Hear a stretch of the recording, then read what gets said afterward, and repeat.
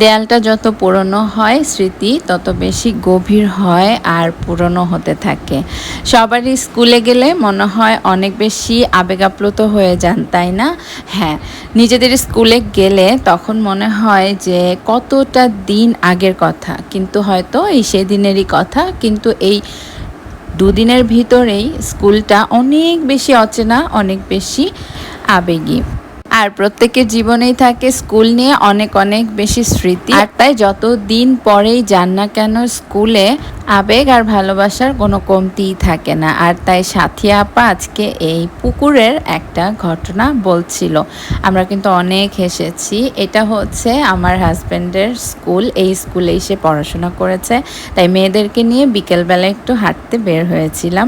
আমারও খুব ভালো লেগেছে স্কুলটা দেখেই কিন্তু বোঝা যাচ্ছে স্কুলটা অনেক ওয়েল মেনটেন্ড। এই প্রথম আমি স্কুলের ভেতরে ঢুকলাম, আর এর আগে যতবারই গিয়েছি আমি বাহির থেকে দেখেছি। আমার কাছে স্কুলের পরিবেশটা এত সুন্দর লেগেছে, আমি চিন্তা করেছি এরপরে যখনই আমি আসবো এখানে এই স্কুলে এসে কিছুক্ষণ বসে থাকবো।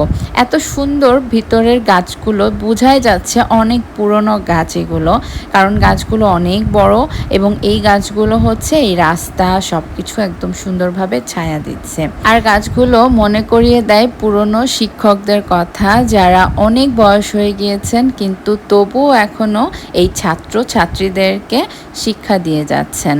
সব শিক্ষকদেরকে মন থেকে শ্রদ্ধা এবং ভালোবাসা। আর তাদের বাবার স্কুলে যে মেয়েরা অনেক বেশি খুশি। আমি বলছিলাম যেটা তোমার বাবার স্কুল, তো ওরা আরও বেশি খুশি হয়েছে। তো এই মাঠেই তারা খেলেছে, কোনো একটা সময় তার বাবাও হয়তো এই মাঠে ওদের মতনই এরকম তিরিং বিরিং করে ছুটে ছুটে বেরিয়েছে। আর এই স্কুলটা দেখে আমার স্কুলেও একটু বেড়াতে যেতে মন চাচ্ছে।